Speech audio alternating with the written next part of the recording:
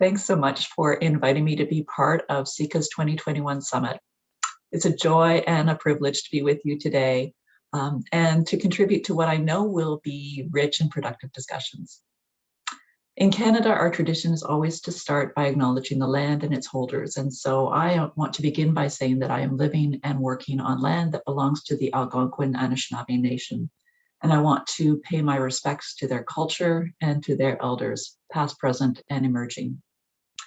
I also acknowledge that thanks to COVID and the wonders of technology, I am literally coming to you from the other side of the world today. Yet, here I am welcoming you into my home, and I'm vividly aware that despite the physical distance, we have a shared experience and shared aspirations for the future of our field and for its impact. So let's jump in. I'm going to share my screen and get going. All right, so why is the title of this keynote W5? Well, when I was growing up, every Saturday night at 7 p.m., my family, like so many of our neighbors, would huddle around the TV in our basement rec room to watch W5. Launched in 1966, which is aging me, W5 is one of the longest running Canadian TV shows. And it's always followed the same formula. Choose a current issue, dive into it, peeling off the layers to get at the truth by asking some tough questions. So with this hard-hitting journalism as my inspiration, I thought I'd frame my talk today by asking some fundamental questions about the career development sector, organized around the 5 big W questions: who, what, where, when, and why, in order to uncover some of the current truths for our field and maybe shine a spotlight on some questions that we need to be asking ourselves as we think about strategically and proactively building the future of our field. So let's start by digging into a couple of who questions. Who is our client? Is it strictly the individual seeking services, or should we be thinking more broadly? And who do we as a field need to be looking to for inspiration, for new thinking, and for new approaches? Let's start with first, who do we serve? You know, our field has been largely entrenched in a one-on-one based counseling model in which the person sitting across from us is our client. Our interventions are driven by their needs and priorities, and our intent is always to serve them well. It's useful, I think, for us to consider if indeed we can serve that person sitting across from us well, if we don't at least consider to some extent broadening our thinking and our practice to include other quote-unquote clients. So sticking first with individuals with career needs, are our clients only those who actually knock on our doors? Well, actually or virtually, requesting services, or is part of our role identifying and reaching out to those who aren't knocking, those who may need our services but for various reasons may not be accessing them? What about employers? Are they our clients? If part of our role is helping people connect with jobs, don't we also need to be closely connected and working with employers? If we don't understand employers' needs, how do we help individuals connect with the right employers? If we know nothing about their workplaces, how do we know that they're decent? Should we care if they're decent? And if so, what's our role? Might we have a role helping employers directly, supporting the ongoing career development of their employees? And wouldn't doing these things be extending our impact and potentially creating multiplier effects? Likewise, when it comes to the educational system, if you work in a school, are other educators in your school also your clients? If you could support them to integrate career development directly into their classes, linking whatever subject they're teaching to real-life work applications, wouldn't that be benefiting your students and amplifying your work in career development?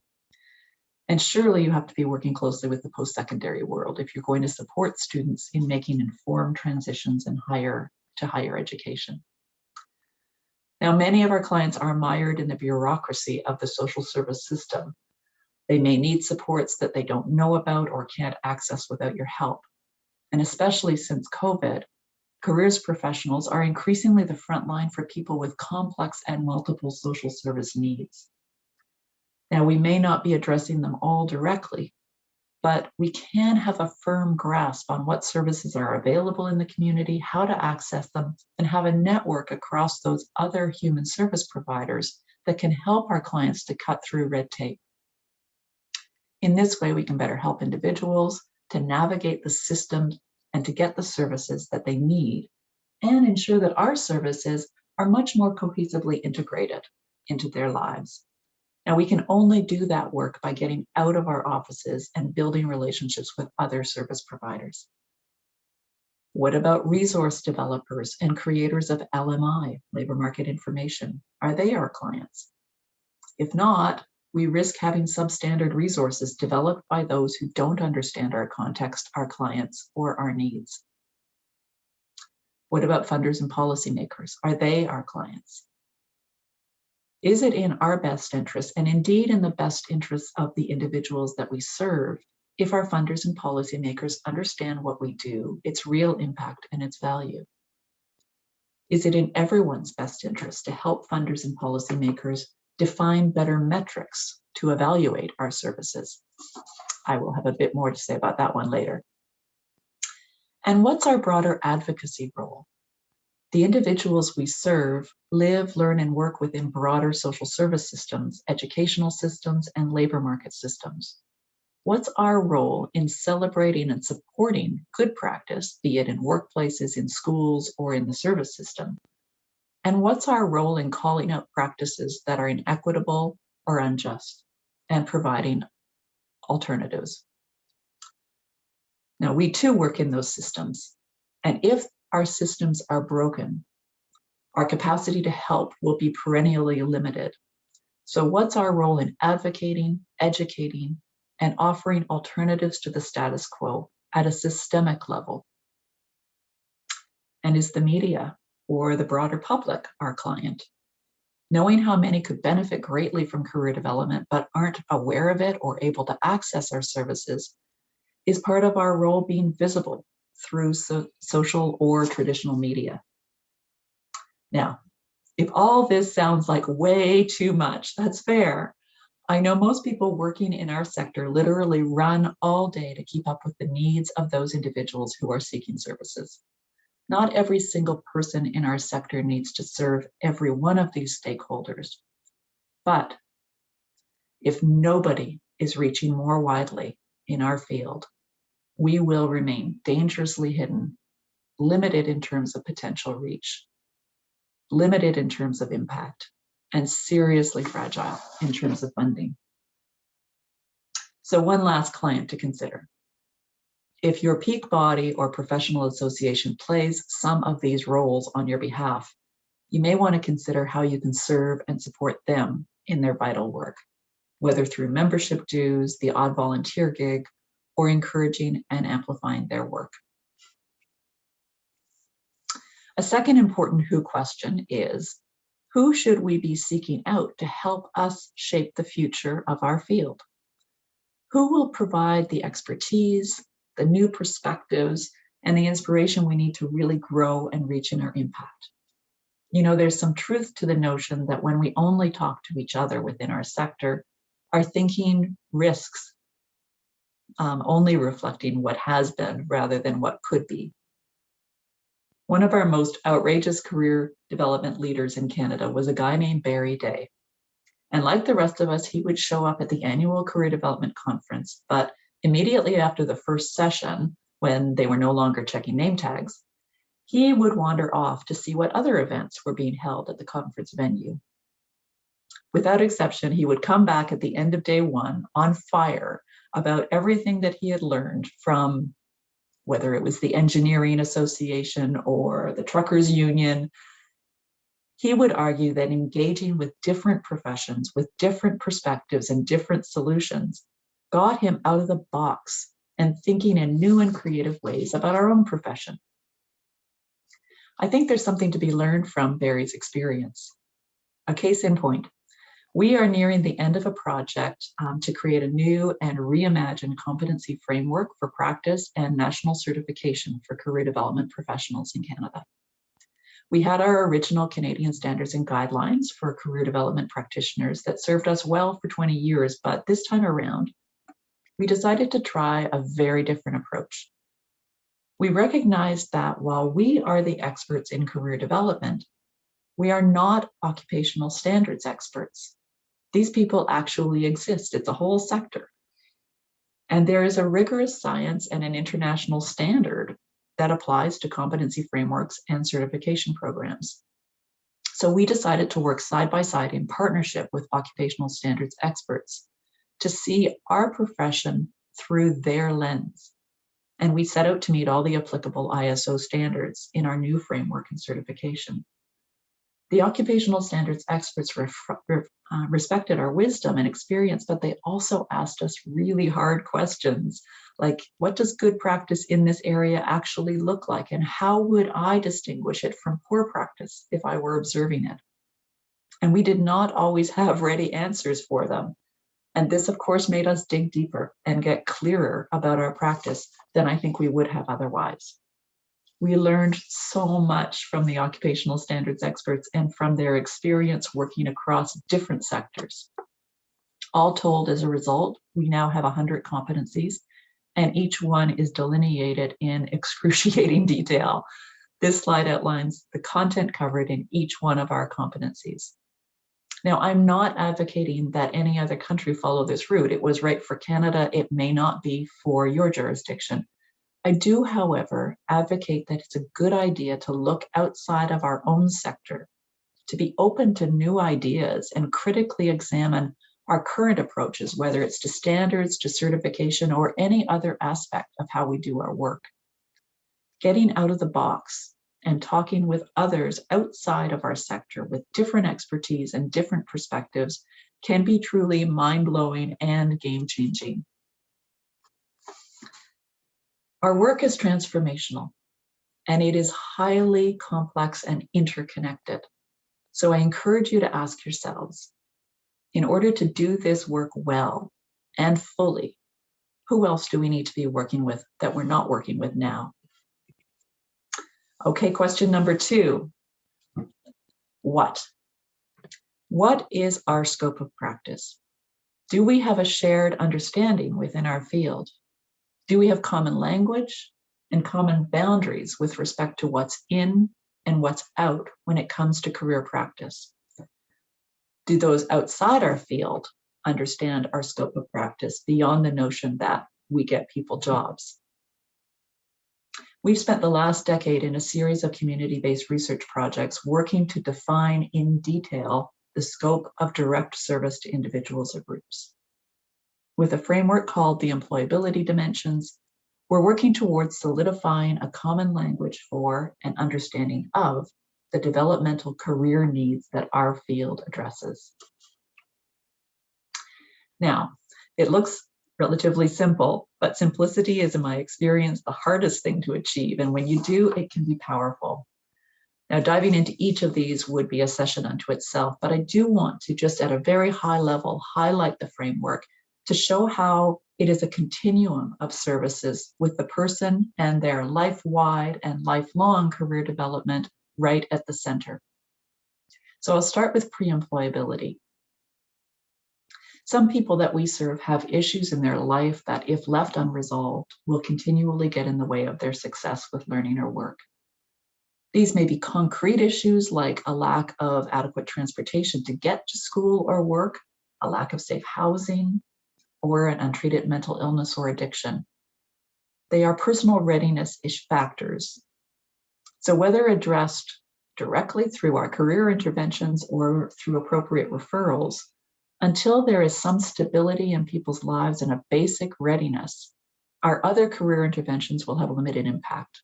And recent research that we undertook suggests that up to 99% of the initial work done on the front lines of career services in community focus on the pre-employability dimension.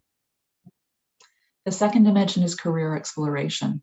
And this dimension is very much about helping individuals to look inward, to build self-awareness, of what gets them out of bed in the morning and where their interests and values and preferences lie, and also looking outward into the labor market, figuring out what kind of learning or work is most likely to bring meaning and purpose and satisfaction into people's lives. So this dimension is about helping people to explore widely, expanding their horizons, and making informed decisions. Skills enhancement is the third dimension, and it's really about helping people to access the training, the educational programs, and the informal learning experiences they need to build the skills and credentials for their chosen direction. The fourth dimension is work search.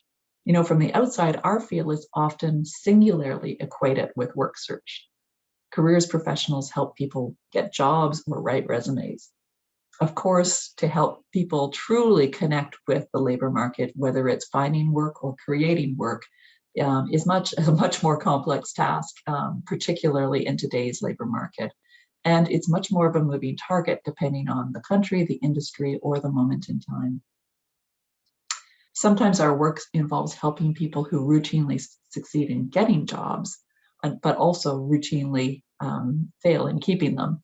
So often this work around work maintenance boils down to unresolved pre-employability issues, which brings us back right to the first employability dimension.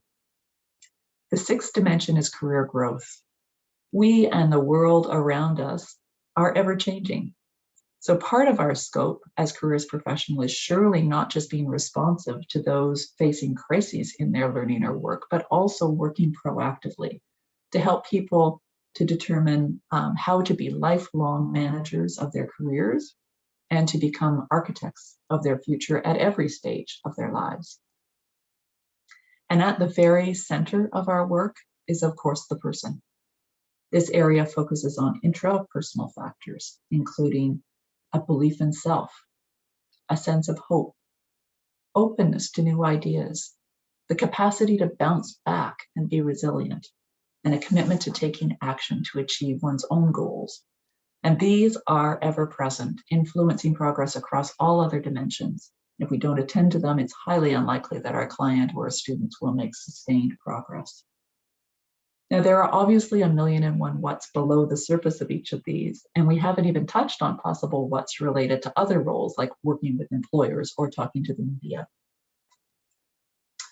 Ultimately, if our field is going to be cohesive in our professional identity, and targeted in our impact, we need to have a clear and shared understanding of our scope of practice.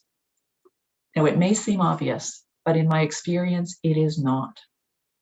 I think it is not at all consistently clear what it is we really do, either internally within our field and most definitely in terms of how we are seen from the outside. So in my view, we have to start by getting crystal clear from within and then start being crystal clear with all the stakeholders with whom we work and on whom we depend. The third and fourth W's are where and when. And my question is, where do we offer our services? And when are they accessible to those who need them the most?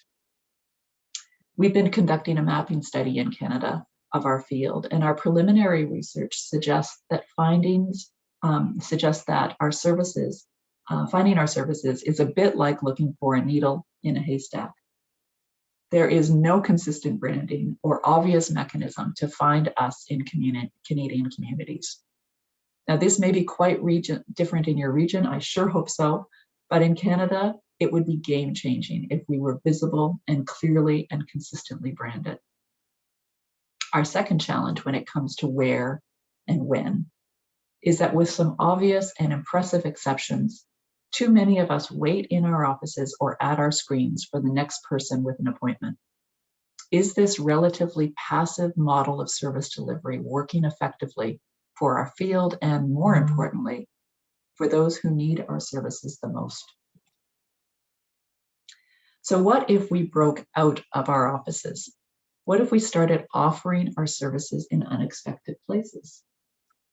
What if we went to where people already are, both both live and virtually, instead of waiting for them to come to us. If we work with students, do we spend enough time in the classroom? That's where we've got a captive audience and can help students to see the connection between their academic learning and possible futures. If we work with youth who are out of school and out of work, do we know where they hang out, and do we make our services visible and accessible there? And are we sensitive to offering services in places that are comfortable and safe, given the cultures and identities of those we serve? Are we actively reaching out to meet underrepresented groups where they live and where they feel at home? And does the current pandemic and our imposed shift to working more remotely help or hinder our ability to do that?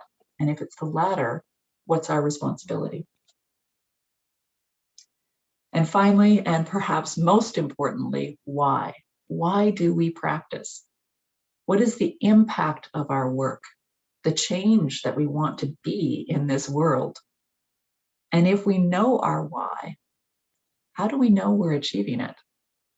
Do we actively collect evidence and share data that demonstrates that we are succeeding in making these changes? Now, people don't seek our services to maintain the status quo.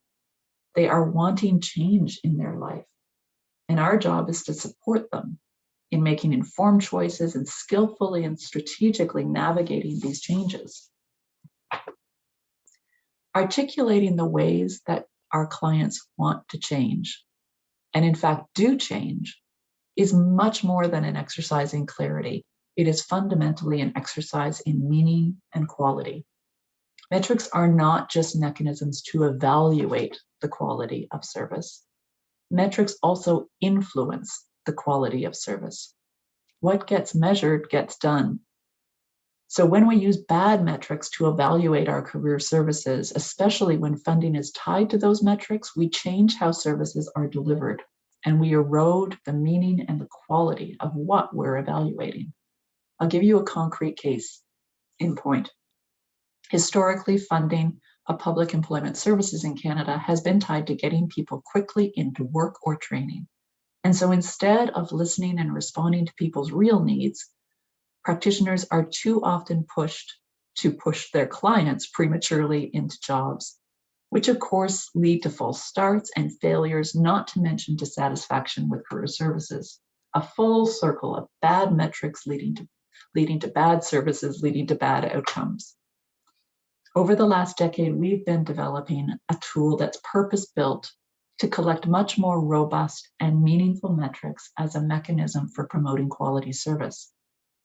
We've used the employability dimensions that I referenced earlier as the framework, and we've articulated specific indicators of client change that can be assessed under each of those dimensions. The tool we've created is called Prime, and is meant to promote quality in both evaluation and in service delivery by changing the equation in three important ways. First, it is enabling our sector to take charge of its own data story and to collect robust, meaningful metrics that reflect our why. In addition to the blunt outcomes of employment and training, we track and report the whole backstory of impacts being achieved that are not only life-changing for the individual, but also cost-saving for governments. So whether it's improvements in mental health, increased hope and resilience, or the extent to which a job is likely to be sustainable, Prime's intended to capture the incremental and substantive changes that occur in people as they receive career services. Indeed, the bulk of our 10 years of research has been on articulating common metrics that are meaningful across different delivery settings and with diverse groups of clients, so that we're able to build a common data narrative. Secondly, we knew that we needed to create a mechanism that makes it easy for the frontlines to collect data seamlessly as part of their regular service delivery.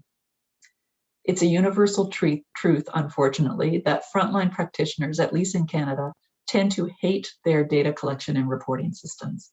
It's not that they don't want to demonstrate their value and impact. They simply have not had usable tools to do so. only when evaluation is easily integrated into regular frontline delivery, indeed experienced by the front lines and their clients as actually enhancing and supporting quality service, only then will we have big data sets that are meaningful and usable in real practice and policy, and only then will we have a culture of evaluation in our sector that is driven from within by our own why and feeds continuous improvement at all levels. And thirdly, we set out to create a tool that made data accessible and useful for all. Data too often goes off into the ether of reports to funders, never to be heard from or seen again. If data is going to be meaningful in informing policy and practice, it needs to be for all. The data our sector collects should be accessible and useful to the clients we serve. It should be accessible and useful to frontline practitioners, to managers, to community networks, and of course to funders and policymakers too.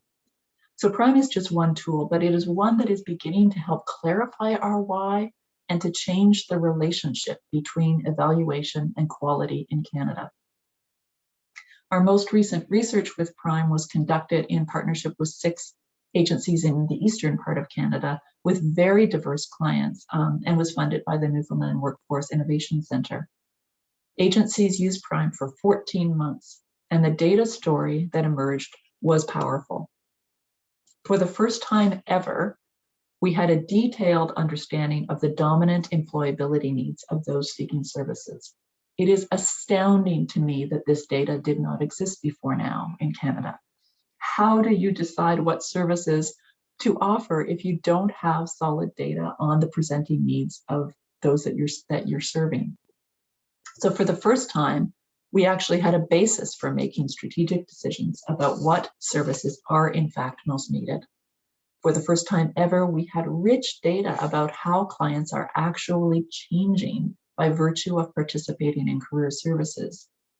We could see the ways that they changed the most in positive directions, and we could also see where they tended to get stuck. We could also slice and dice the data to tell different stories. For example, Prime includes 16 indicators that are aligned to the Redicop and Houston's mental health factors. So we were able to see that clients demonstrated both statistically and clinically positive changes across all 16 metrics related to mental health. So for the first time, the field itself had defined its why and reflected that in the metrics used to evaluate its impact. This has been powerfully transformative for clients, for frontline practitioners, for managers, and for policymakers and funders. Knowing your why and using this as the basis for quality assurance changes the game. So, who, what, where, when, and why? Simple questions, but when asked at a deep level, the answers fundamentally shape the sector and its future. As a field, we sit at the center of a critical triangle linking citizens with learning and work. That makes us uniquely positioned to not only help individuals, but also to influence the systems in which they move across and within, making these systems more effective, efficient, and ethical. One thing this pandemic has done is shine a spotlight on inequities that have been with us for a very long time. Those who were already marginalized have been hardest hit. And the worse off that you were going into the pandemic, the harder you have been hit. Those who are homeless and lacking in clean water cannot follow health guidelines. And in Canada, like in so many other parts of the world, the deepest job losses have been for youth, low-wage workers, women, and persons of color. The digital divide is more obvious than ever. In many communities, career services are the front line, the first to identify needs and the intermediary coordinating the response. More than most, we are seeing firsthand the real pain points in people's lives, what is really happening in the labor market, in our workplaces, in our school system, and in our communities. Are we positioning ourselves as experts ready to share frontline intelligence and propose policy and programming alternatives to employers, governments, and the public? Are we using our expertise to promote a more equitable and just response? The Canadian government moved very quickly to mobilizing emergency relief programs to help people to survive through the early months of the pandemic. It was brilliant, it was needed, and it was effective. The next step, though, to move from survival to recovery calls for a more strategic and thoughtful response. Governments, unfortunately, tend to boil complex socioeconomic, educational, and labor market challenges down to skills deficits or mismatches. Our discourse in Canada has been myopic in its focus on fixing our current woes with a skills agenda. If we just train people with the right skills and place them in shiny new jobs, all will be well. It's clear to me that we need to move beyond a skills agenda. It's not that skills are not a part of the puzzle, but it's not the whole puzzle. Learning new skills is not going to reset the clock on us personally or for our economy. What is clear to me, and what I believe the evidence really points to, is that career development lies at the heart of a full and sustained recovery. There is an unprecedented opportunity for us to step out of the shadows and to make a difference on a scale and scope like never before. Career development has never been more at the heart of our collective angst and our collective hope as a society. So this is a time of intense challenge and change for all of us. But for our field, it's also a time of intense opportunity. Career development is literally purpose-built to help people through complex and unpredictable life transitions, including pandemics. Our theories, our approaches, and our interventions are exactly what are needed to help people to survive through the pandemic and to move to recovery. Careers work is heroic work. It matters, and it belongs at the very center of education, working, and civic life. It makes a fundamental difference in the lives of the people that you serve, their community, employers, parents, and the socioeconomic health of our society. And it is needed more now than ever before. So I urge you to grab this moment, to extend the reach of who you serve and who you seek out for inspiration, to get really clear and vocal about what you do, to make your vital services accessible where and when they are most needed, and to know your why and ensure you have metrics that reflect it. I thank you so much for this opportunity to be with you, and I wish you well in your discussions and your deliberations. Thank you.